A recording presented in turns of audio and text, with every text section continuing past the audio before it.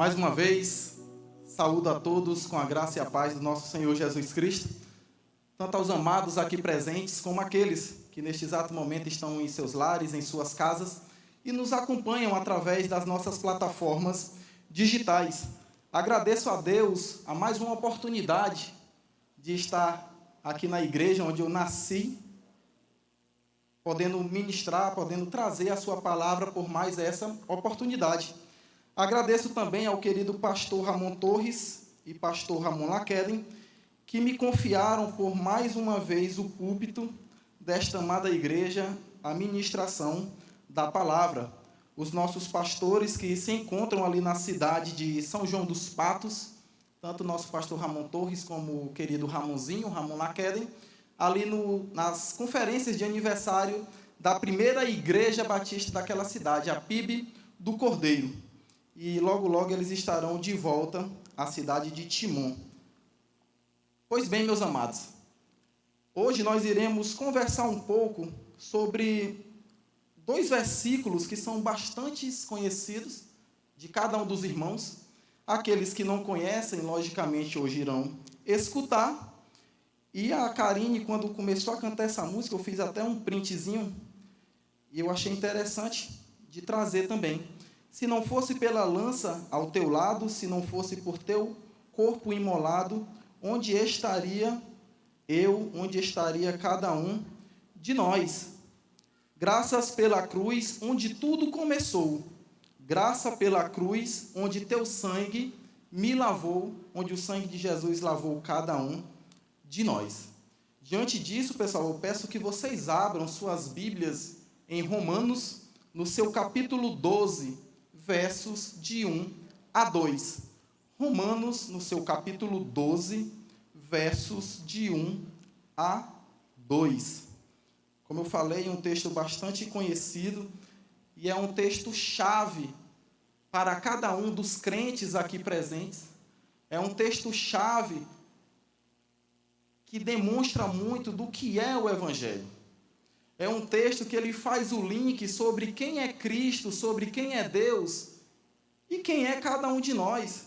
Na música que nós acabamos de cantar, na música que nós acabamos de entoar louvores a Deus, diz que foi na cruz onde tudo começou. E, logicamente, sem cruz, o Evangelho não existiria.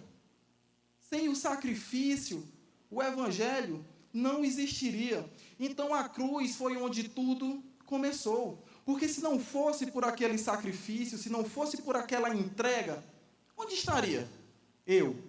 Onde estaria cada um de nós? Então leiamos a palavra do Senhor. Portanto, irmãos, suplico-lhes que entreguem seu corpo a Deus por causa de tudo que ele fez por vocês, que seja um sacrifício vivo e santo do tipo que Deus considera agradável. Essa é a verdadeira forma de adorá-lo. Verso 2. Não imitem o comportamento e os costumes deste mundo, mas deixem que Deus os transforme por meio de uma mudança em seu modo de pensar, a fim de que experimentem a boa, agradável e perfeita vontade de Deus. Por que esse texto é um texto chave?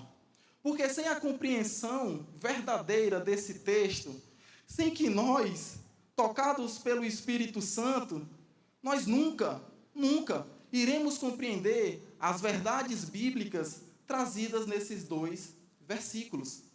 Sem a orientação, sem o toque do Espírito Santo, somente pela visão humana, nós nunca aceitaríamos, nós nunca seríamos convencidos da verdade que está escrita nesses dois versículos. Mas antes que nós entremos no verso 1 e no verso 2, primeiro é interessante nós sabermos quem escreveu. A carta aos Romanos foi escrita pelo apóstolo Paulo. E quem foi o apóstolo Paulo? Apóstolo Paulo, que antes, sendo Saulo, perseguidor de cristãos, matava cristãos, agora ele se tornou um daqueles que um dia ele perseguiu. Paulo, que antes era um defensor ferrenho da lei, da palavra que ele acreditava estar fazendo ali um serviço, ele agora se converte, não por falas humanas, mas porque o próprio Cristo, diante dele, falou: Paulo, na verdade, Saulo, eu sou aquele a quem tu persegues. E Saulo ali diante daquele caminho, ele se converte verdadeiramente a Cristo Jesus. E de lá, até o momento em que Paulo começa a escrever as cartas, muitas coisas mudaram na sua vida. A começar pelo seu nome. Saiu de ser Saulo, agora passou a ser Paulo. O comportamento de Saulo também mudou. Aquele comportamento mais enérgico, aquele comportamento onde a vontade, o desejo humano prevalecia, agora deu lugar a uma bondade, deu lugar agora a uma mente totalmente formatada e trabalhada por Deus. Esse mesmo Deus por quem Paulo, ele fala com propriedade nas suas cartas. E diante desse panorama do que aconteceu na vida de Paulo, um breve resumo, ele escreve várias cartas, e aqui em específico nós estamos no capítulo 12 de Romanos, a partir do seu versículo 1, onde o apóstolo ele diz: portanto, irmãos, suplico-lhes que entreguem seu corpo a Deus, por causa de tudo que ele fez por vocês. Em algumas outras versões está escrita: rogo-vos, pois, pelas misericórdias de Deus, que apresentem-se como sacrifício vivo, santo, a Deus. Pode ser que alguma das versões de vocês esteja trazendo dessa maneira. Mas a questão das versões não vai diferenciar em nada, pois a palavra de Deus ela é a mesma. E aquilo que Paulo está querendo transmitir, tanto aos romanos como para cada um de nós, a mensagem é única. Por causa de tudo que ele fez por mim, por causa de tudo que ele fez por vocês, por causa de tudo que ele fez por nós, nós devemos nos entregar. Nós devemos nos apresentar como um sacrifício. Paulo ele não faz um simples pedido ou uma simples orientação para aqueles irmãos ou para cada um de nós. Quando é colocado, suplico-lhes, rogo-lhes, não é simplesmente, ei, façam isso. Não. O apóstolo ele está rasgando, ele está abrindo o seu coração, ele está clamando. Ele está verdadeiramente suplicando, quase que uma humilhação que o apóstolo está fazendo. Porque para Paulo é tão lógico tudo que Cristo fez na vida dele, que para ele não tinha sentido as pessoas de Roma estarem vivendo de tal forma que não reconheciam o sacrifício feito, de tal forma que não reconhecia tudo aquilo que Cristo Jesus já tinha feito pela vida deles. Então Paulo ele faz esse apelo, ele roga, ele faz um clamor fervoroso, rasgado, um desejo profundo que existia no coração do apóstolo. E o desejo de Paulo era que as pessoas elas se entregassem como um sacrifício vivo e santo a Deus. E quando nós olhamos, Romanos ele está no Novo Testamento. E quando nós olhamos a questão do sacrifício, ele está muito ligado ao Antigo Testamento, onde os sacerdotes eles pegavam ali um animal, cordeiro, bem de saúde, sem nenhuma mácula, sem nenhum defeito, e aquele animal ele era separado e ele era sacrificado para Deus. Fazia-se todo um ritual, colocava ali o fogo, onde aquele animal ele seria consumido pelas chamas. Aquilo era o culto que existia no Antigo Testamento, era a forma que as pessoas, que os sacerdotes tinham de entregar o seu culto a Deus, era pegando um animal, o melhor que existia, entregava a Deus. Só que quando nós chegamos no Novo Testamento, o nível sobe. O sacrifício não é mais de um animal. O sacrifício não é mais daquele cordeiro onde você vai separá-lo e vai entregar para Deus. Seria muito fácil. O sacrifício agora sou eu. O sacrifício agora, vocês. O sacrifício agora somos cada um de nós. De tal maneira que esse sacrifício ele tem que ser feito, como está escrito, onde o nosso corpo ele é entregue. E quando o texto fala que o corpo deve ser entregue, apresentado como esse sacrifício, não é simplesmente uma parte desse corpo. Não é simplesmente 20% desse corpo. Não é simplesmente metade, não. Deus, ele quer nós por inteiro. Deus, ele não nos quer com reservas. Deus, ele não nos quer somente pela metade, somente com aquilo que nos está sobrando, não. Deus, ele quer que nós nos entreguemos, ele quer que nós o amemos de todo o coração, de toda a nossa força, de todo o nosso entendimento. Esse é o nível que é colocado no Novo Testamento com relação a esse sacrifício. E Paulo, como eu falei, ele faz essa comparação do culto que existia no Antigo Testamento com o culto que agora existe no Novo Testamento, onde, logicamente, não tem mais essa questão sacrificial, onde ele nos espera que nós nos entreguemos por inteiro, por completo, não em partes, com uma espécie de obediência, com uma espécie de renúncia de tudo, principalmente das nossas próprias vontades. E é interessante que, recentemente, o pastor Ramon trouxe uma palavra nos cultos de quinta, e ele falou sobre aquela clássica passagem de Abraão e seu filho Isaque, onde das raríssimas vezes que existe ali no Antigo Testamento, onde Deus solicitou o sacrifício de uma pessoa, no lugar do animal. E Abraão, ele foi obediente, ele estava prestes a sacrificar, a entregar o seu filho. E aquele sacrifício não era era todo. O filho dele, o único filho, iria morrer naquele exato momento. Mas Deus viu que Abraão, obediente à sua palavra, viu que ele não ia hesitar em obedecê-lo, deu a ordem para que aquilo não fosse feito. E quando Deus, ele nos pede algo, que nós sacrifiquemos uma parte da nossa agenda, que nós sacrifiquemos uma parte daquilo que existe dentro dos nossos corações, quando Deus pede que nós sacrifiquemos, nós achamos ruim, nós não queremos fazer. Quando, na verdade, Deus ele espera de cada um de nós uma entrega real, um compromisso firmado verdadeiramente com Ele, de tal maneira que a sua vontade não seja contestada, e que nós, por obediência, que nós, por tudo aquilo que Ele fez, nós façamos o que Ele nos pede. Mas, infelizmente, nós não somos assim.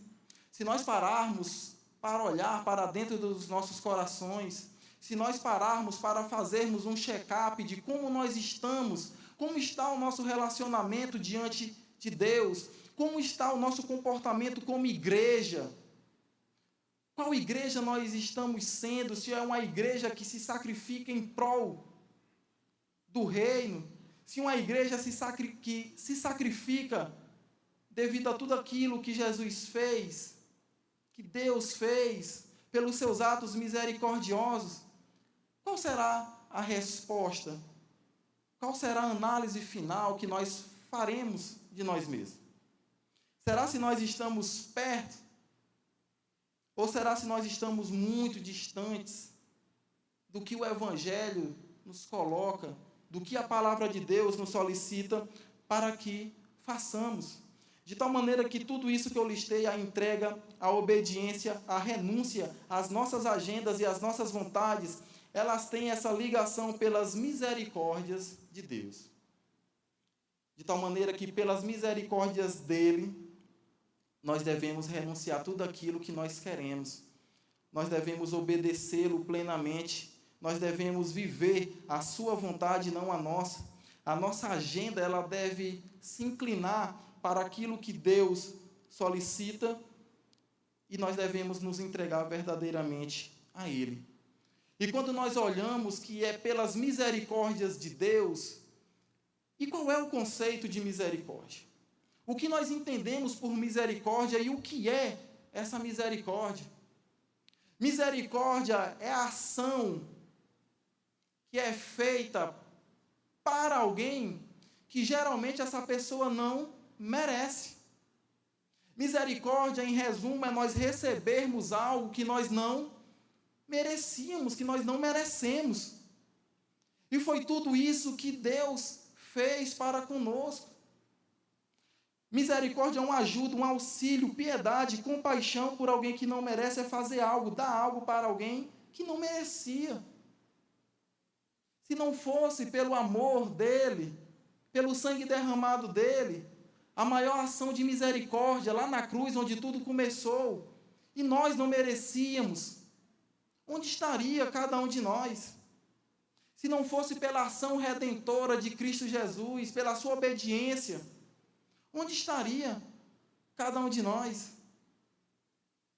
À deriva, sem um rumo, perdidos. E o que nós merecíamos de Deus? Se a misericórdia dele nós não merecemos, o que nós merecíamos de Deus? E a resposta, pessoal, está em Romanos, no seu capítulo 3. Romanos, no seu capítulo 3, verso 23. Romanos, no seu capítulo 3, verso 23. Onde diz assim: pois todos pecaram e não alcançam o padrão da glória de Deus. Todos nós pecamos e estamos destituídos, distantes da glória de Deus. Há um abismo entre nós e Deus. E vocês avancem aí, por favor, agora em Romanos, no seu capítulo 6, verso 23. E diz assim, Romanos 6, 23. Pois o salário do pecado é a morte. Isso era o que nós merecíamos. O salário pelas nossas transgressões, o salário pelas nossas falhas, o salário por não reconhecermos o agir de Deus, as misericórdias dele na nossa vida, era a morte. Mas a dádiva de Deus é a vida eterna em Cristo Jesus, nosso Senhor. Mas a dádiva de Deus é a vida eterna em Cristo Jesus, o nosso Senhor. Misericórdia. O que nós merecíamos era o castigo eterno, era a eternidade longe, distante, separados totalmente de Deus. Isso era o que nós merecíamos. Pessoas falhas, pecadoras, caídas, de dureza de coração. Mas ainda assim, ele entregou o seu filho. E ele complementa o texto dizendo que a dádiva que ele nos dá é a vida eterna em Cristo Jesus, misericórdia total para cada um de nós. Nós não teríamos a capacidade de alcançar, nós não teríamos a capacidade de nos salvar nós mesmos. Nunca. O padrão de santidade, o caminho a qual nós devemos trilhar, se fosse por nós mesmos, nós nunca conseguiríamos.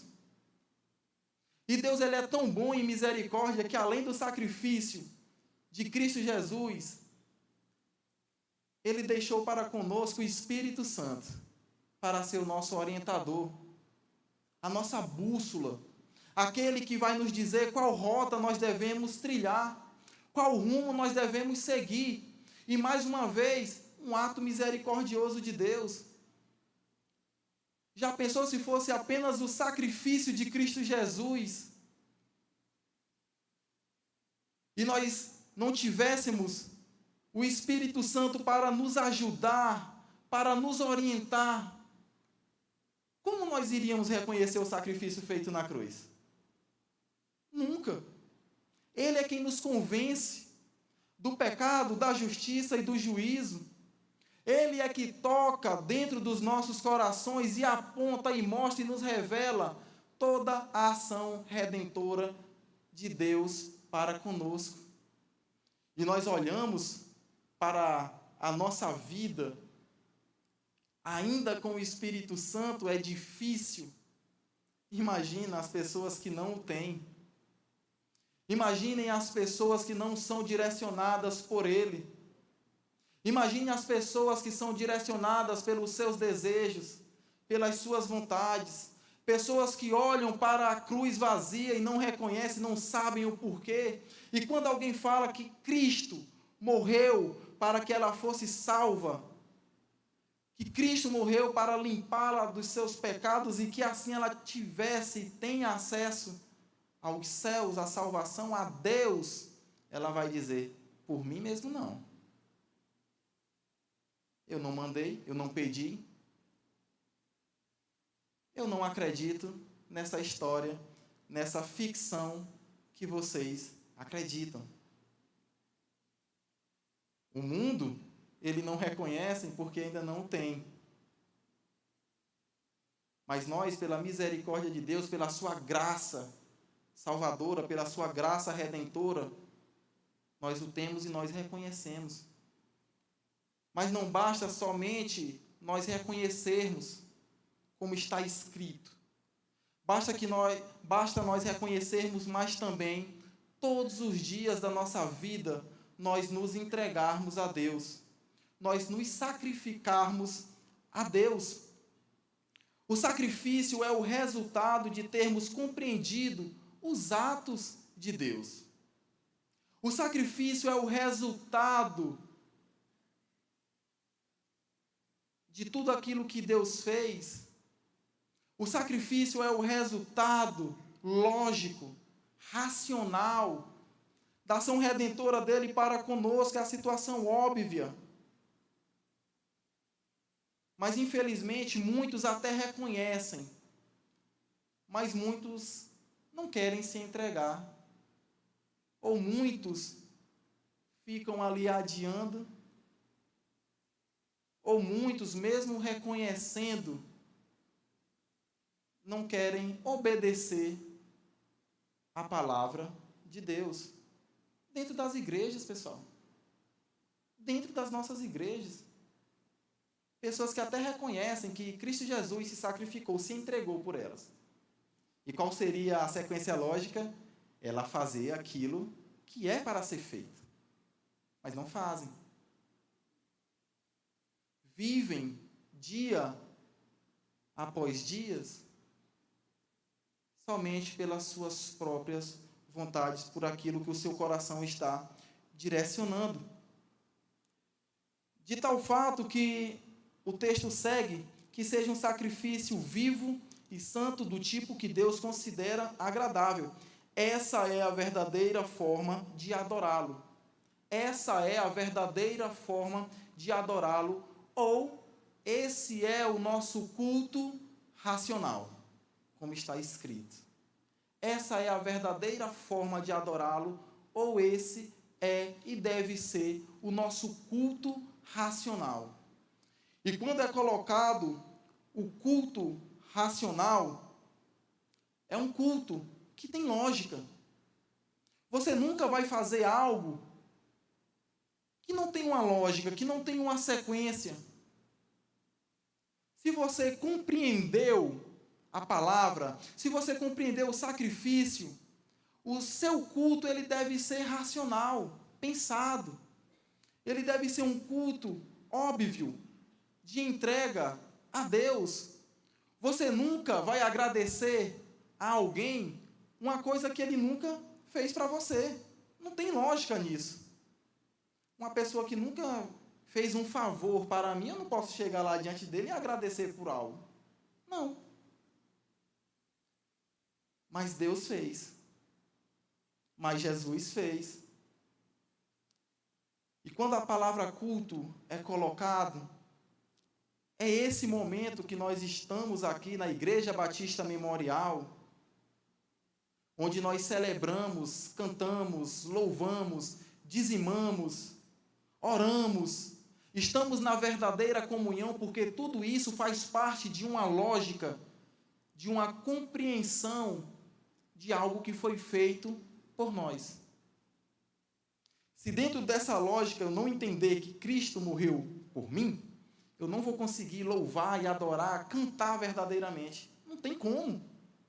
As palavras aqui colocadas no data show, você apenas está lendo e apenas está falando, mas não é uma verdade do seu coração. Você está apenas acompanhando a melodia, o instrumental. Se verdadeiramente você compreendeu, aí sim você consegue adorá-lo verdadeiramente. E todas as suas ações, elas não são automáticas, elas são decorrentes de um processo natural de compreensão da palavra de Deus. E você consegue fazer todas essas coisas que aqui eu coloquei. A comunhão verdadeira com os irmãos, porque o sacrifício que foi feito, ele te estimula a amar o próximo. O sacrifício que foi feito, ele te estimula a orar, a querer estar no meio da igreja, a querer estar no meio da comunhão do povo de Deus. O sacrifício feito lá na cruz, ele te ensina a olhar essa estrutura física, como também a casa de Deus, onde ela necessita que cada um de nós nos juntemos para a preservação, a manutenção de toda a sua estrutura. E dentro dessa lógica, você consegue, por exemplo, dizimar. Mas se você não compreendeu, você nunca vai fazer tais atos aqui diante de Deus. E isso vai desembocar, nós falamos aqui do culto, dentro das quatro paredes, mas nós temos uma outra espécie de culto que vai além dessa comunhão, além do domingo à noite, além do domingo de manhã, além das quintas-feiras, além das reuniões em pequenos grupos multiplicadores. E que culto é esse, Arnold? Porque o culto que acontece aqui é apenas um momento de parte daquilo que Deus quer que nós façamos. Porque o culto, ele segue, e aqui parafraseando Ramon Laqueda, nosso querido pastor, o culto, ele inicia quando nós acordamos.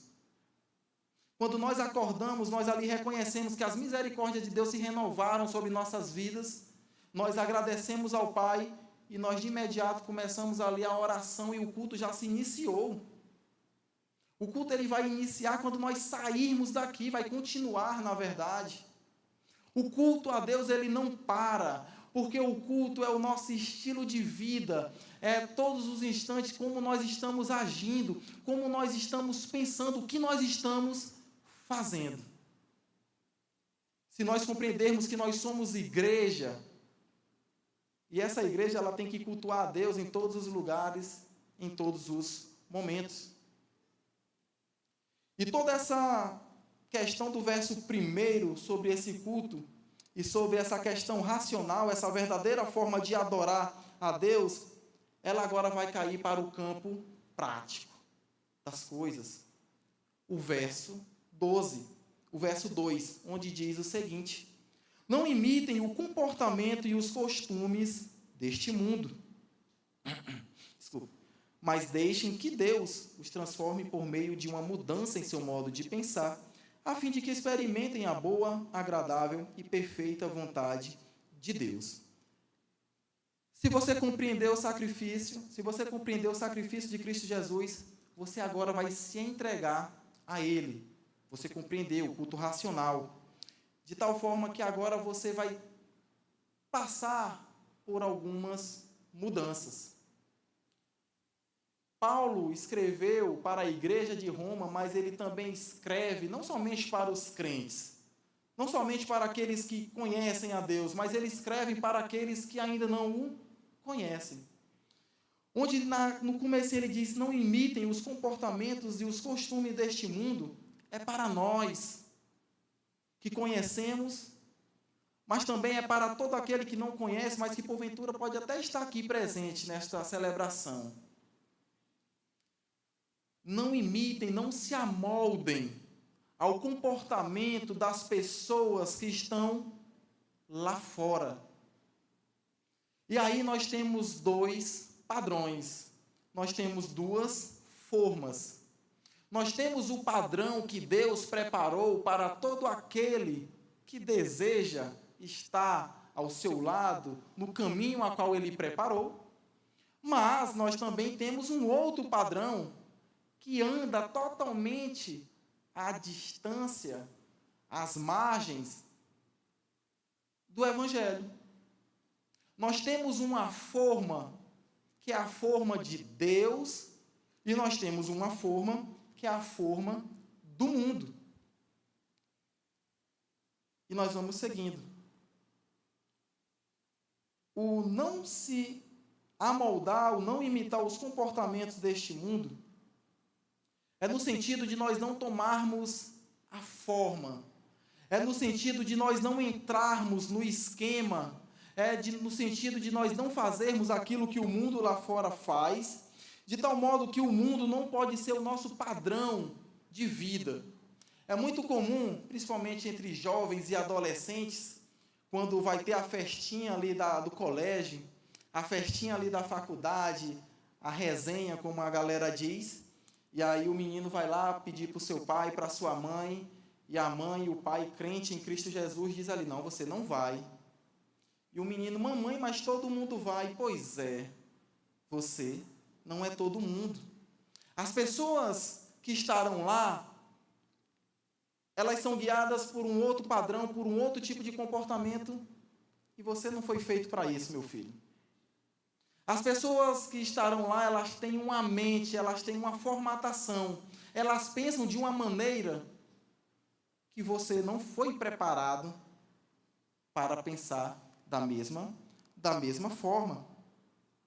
Nós não fomos feitos para isso, portanto, nós não devemos viver como as pessoas do mundo vivem.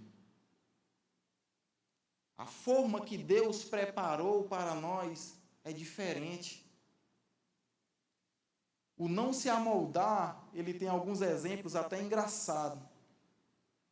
Por exemplo, o rapaz, ele vai caminhando ali, ele encontra uma camisa bonita, estilosa. A menina, da mesma forma, ela vai caminhando e as vitrines do shopping fala, chama, convida ela a entrar. Ela entra, o rapaz também entra, gostou ali da camisa, ela gostou do calçado e ambos vão experimentar. A menina, ela calça ali 38, o calçado é 36. Não vai dar certo, mas é tão bonito, eu vou comprar. E ali ela espreme os dedos, ela faz todo um contorcionismo para que o pé entre. O rapaz, da mesma forma, os botões estão ali abarrotados, a barriga mostrando, a camisa está curta. Não, mas vai dar certo. Não vai. Não tem lógica. Da mesma forma, somos nós, crentes, pessoas que conhecem a palavra, pessoas que sabem o que Deus solicita e quer que nós façamos, mas o que nós fazemos? O contrário. Nós somos inclinados a fazer aquilo que não... Oh, rapaz, mas é tão chato isso aqui. E nós olhamos para as pessoas que um dia estiveram aqui ao nosso lado, nessas mesmas poltronas azuis. Cadê elas? Cadê? Pessoas que um dia se batizaram nesta igreja e que hoje não estão mais aqui. Ah, não, mas elas estão em outras igrejas. Não, não estão. Se desviaram, saíram, se amoldaram ao mundo. Tomaram a forma, o comportamento das pessoas lá de fora. Colocaram o calçado, a roupa, que não era feita para elas. Todo mundo conhece, todo mundo sabe de um exemplo de pessoas assim. Pode ser que nessa noite alguém aqui presente seja essa pessoa, ou já tenha sido essa pessoa, e pela graça e pela misericórdia de Deus, foi resgatada. O não se amoldar, o não entrar no esquema do mundo é muito sério. E quais são os comportamentos do mundo? O comportamento das pessoas que estão lá fora. Pessoas que estão entregues às bebedeiras. Pessoas que estão entregues ao mundo das drogas. pessoas que estão entregues à prostituição, pessoas que estão entregues ao homossexualismo, pessoas que estão entregues a tantas práticas que Deus abomina. Mas aí o crente, ele olha para lá, mas deve ser tão bom, eu vou. Olha lá, o fulano está tão feliz, deve ser bom, eu vou para lá. Eu estou lá na igreja, me entreguei a Cristo, fiz tudo, estou no ministério, estou no PGM, mas está tão difícil, o outro parece que está mais feliz do que eu. Filho, filha, o final deles, eu não quero para você. E o final deles será esse, esse e esse. Você quer? Pessoas que parecem que rasgam versículos chaves da palavra de Deus. Há caminhos que para os homens parecem bons, mas na verdade os levam à destruição. E as pessoas saem do convívio de Deus, da verdadeira comunhão com os irmãos, para se aventurar lá fora.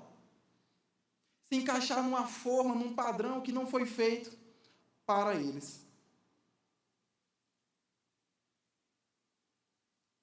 E aqui, até anotei, onde foi colocado, nós não somos e nós temos que ser, nós somos e temos que ser diferentes daqueles que não têm Cristo. Mas a cada dia que passa, existe crentes que querem ser mais parecidos com aqueles que estão lá fora do que com o próprio Cristo a quem nós devemos seguir. A palavra de Deus, ela nos convida para nós sermos sal e luz. E um complemento que eu trouxe hoje, ali na classe dos adolescentes, juntamente com os jovens, a frase não é minha, é de alguém, mas eu não me recordo, onde diz da mesma forma, nós temos que ser sal e luz e não farinha do mesmo saco. Isso é o que tem, pessoal. É crente querendo se misturar, é crente querendo se amoldar, é crente querendo fazer as mesmas coisas que o mundo faz.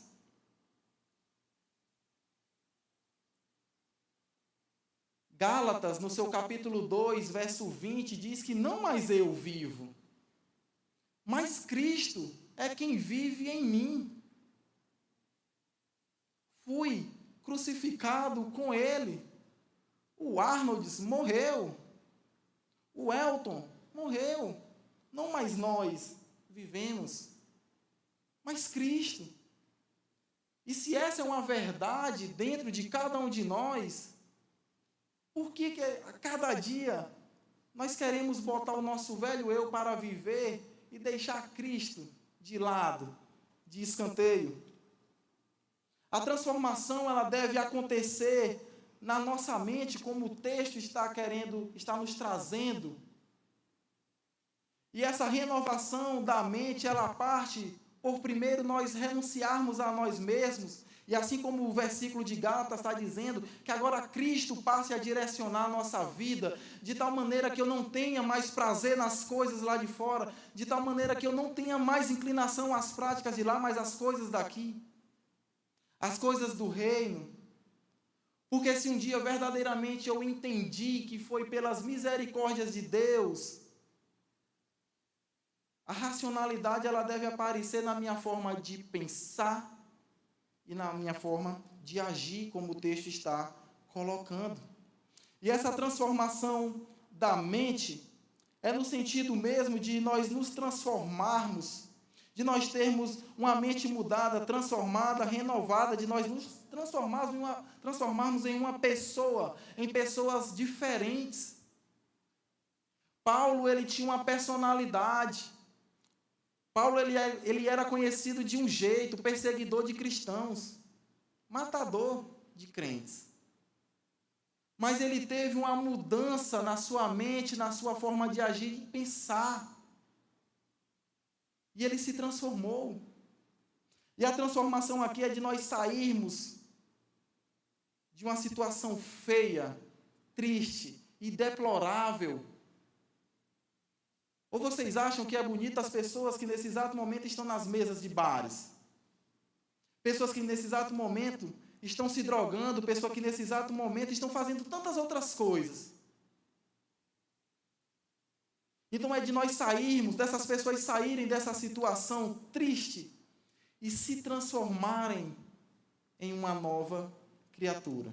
E é isso que acontece quando as pessoas reconhecem as misericórdias de Deus na sua vida. Na natureza, nós temos uma das transformações mais belas que existem, que é quando, dentro daquele casulo, sai uma borboleta. Aquela coisa feia, mas que sai um novo ser. É assim que acontece na vida do crente. Quantos testemunhos já não passaram aqui neste púlpito de pessoas que estavam na marginalidade, de pessoas que estavam entregues às drogas, de pessoas que estavam fazendo tantas coisas, mas que eles compreenderam a súplica da palavra de Deus e se entregaram verdadeiramente a Cristo Jesus. Arnold, mas as pessoas têm dificuldades, elas não mudam. Mudam. Você mudou. Você está aqui. Você se converteu. O problema é que nós temos a síndrome do Espírito Santo e queremos convencer as pessoas, e não é assim que funciona.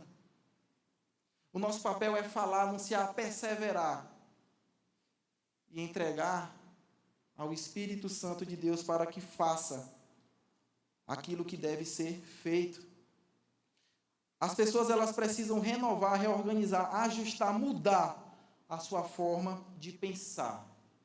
Porque quando elas mudam a sua forma de pensar, logicamente elas mudam a sua forma de agir. E o pensar deve ser o pensar de uma pessoa que procura mais de Deus na sua vida. Pensar como Deus pensa, ver como Deus vê. E existem algumas situações onde o crente ele é colocado para realmente saber se ele é uma pessoa transformada de mente ou não. E eu coloquei aqui alguns exemplos. Quer testar o crente? Nós homens, bota uma bola, time de colete e time sem colete. Bota, para tu ver o que é que acontece. É nesse exato momento que você vê se o velho homem ele morreu ou não. Bota alguns crentes dentro de um carro e solta ele no trânsito.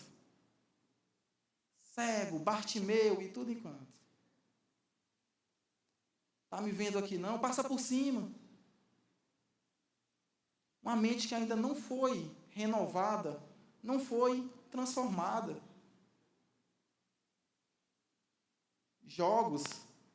Tem um jogo que eu não jogo mais de jeito nenhum. Tem um tal de imagem e ação. Moça, aqui dali, tenho certeza que não é de Deus. Imagem e ação e Uno. Uma vez me convidaram para jogar, fui jogar. E na brincadeira, ali na resenha, no negócio, e meio que o deboche do Arnold começou a aparecer e as pessoas começaram a esquentar suas cabeças, a irar, eu, calma, deixa só na ira mesmo, no pé que não.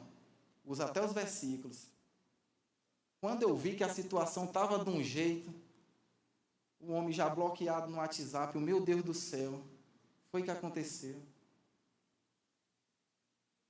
São pequenas coisas, aspas, besteiras, mas que conta, porque mostra a realidade de quem nós ainda somos, do que ainda precisa ser transformado, modificado, retirado, jogado fora.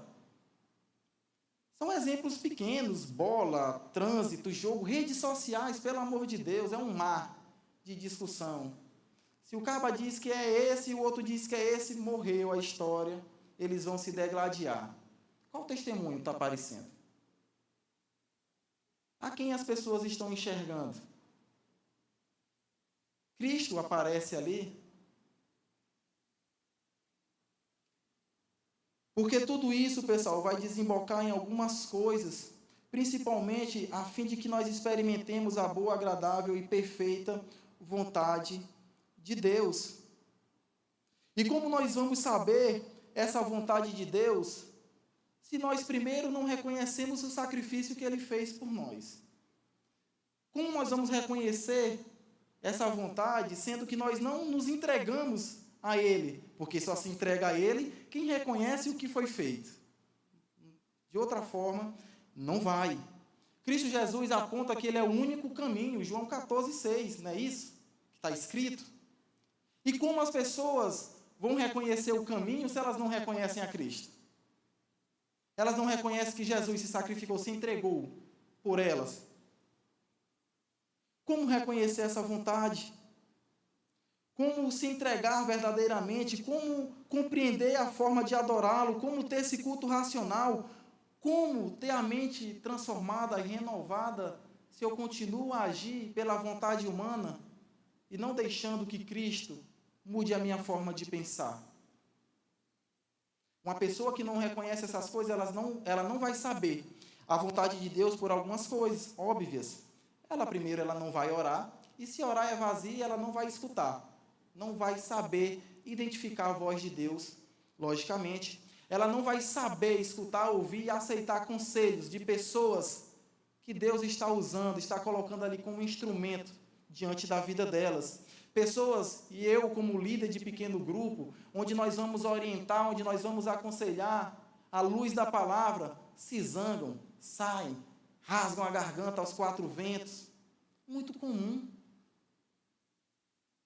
E nós olhamos aqui, na transformação da mente, meu Senhor Jesus, será que verdadeiramente ela teve a mente transformada, ele teve a mente transformada para agir dessa forma? Será se nós somos assim? Somos, pessoal. As circunstâncias, Deus ele age através das circunstâncias também, através das mensagens pregadas e através da consciência, do toque dado pelo Espírito Santo, o convencimento dado pelo Espírito Santo. De tal maneira que essa mensagem, pessoal, é para os crentes e para os não crentes. Para aqueles que reconheceram, mas que porventura esteja aí um pouco inclinado afora. Como aqueles que ainda não acharam o real sentido da sua vida.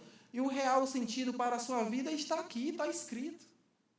Deus ele se entregou seu Filho Jesus, ele morreu por você e convém que você se entregue a ele. Somente dessa forma você vai experimentar a vontade dele. O estar dentro da igreja, o participar de 1000 ministérios, de estar em todos os pequenos grupos, de fazer isso, aquilo, não adianta de nada, caso a verdadeira mudança não exista dentro de você. De nada adianta, por exemplo, eu estar aqui pregando se verdadeiramente a mudança não tenha ocorrido na minha vida. Eu não tenho testemunho para dar. Eu tenho uma identidade aqui na igreja e lá fora outra. O Arnold, descrente? Tá doido, vocês estão loucos. Estão sendo enganados. Aqui na rua ele é desse jeito aqui, totalmente diferente.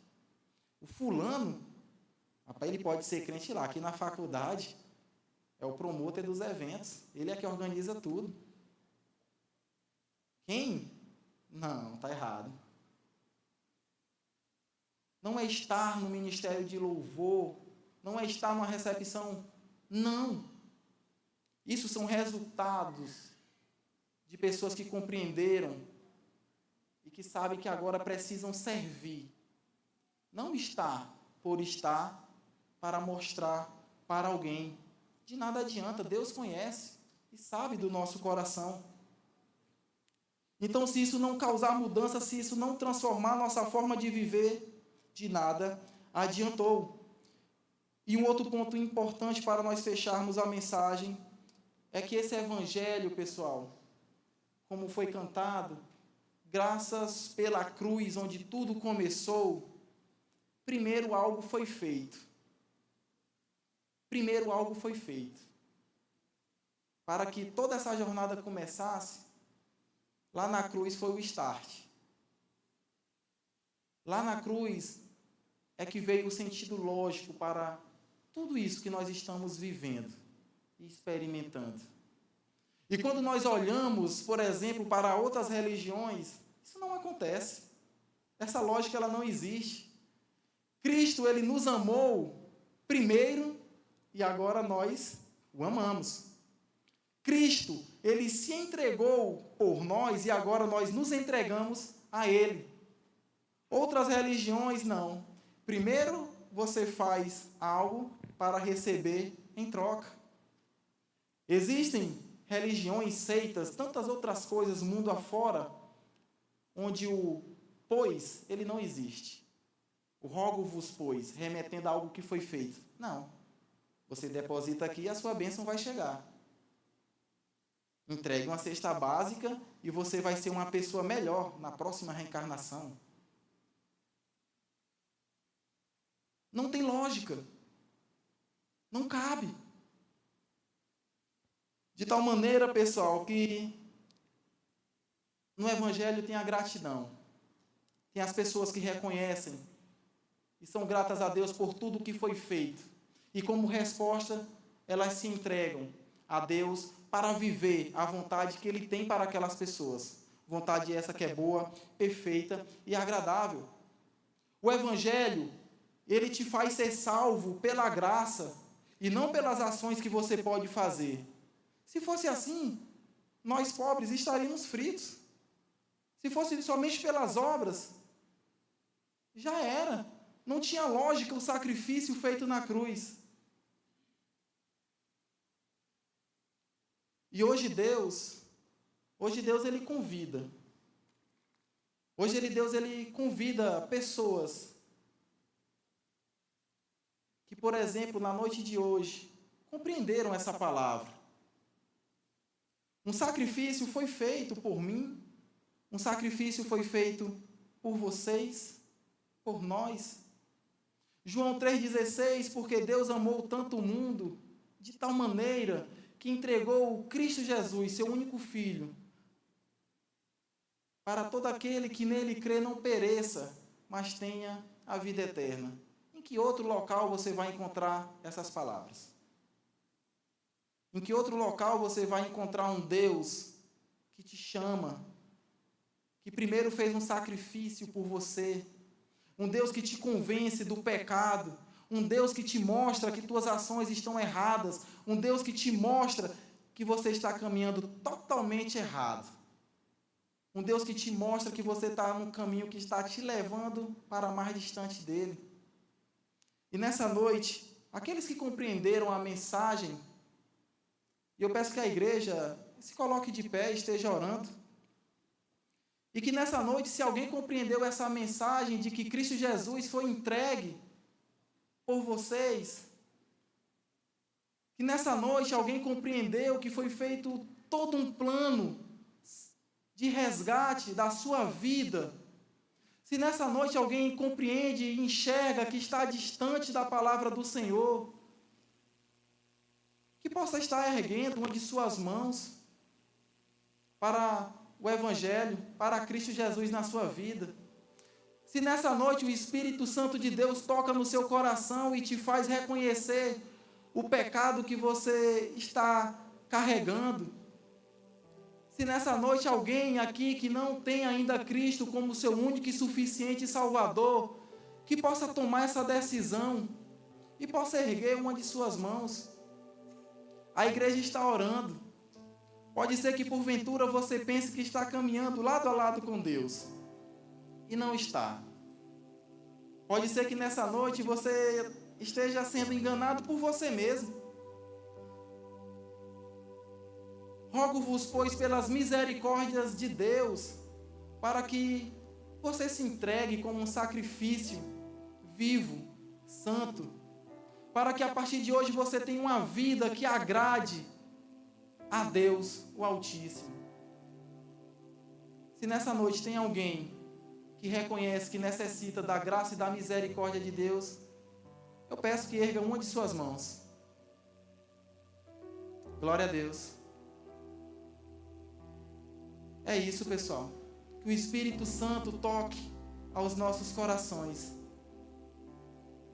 Peço que a amada possa vir aqui à frente. Francival pode trazê-la. Se mais alguém, pessoal, não tenha medo, não tenha vergonha. Uma criança acabou de aceitar Cristo Jesus.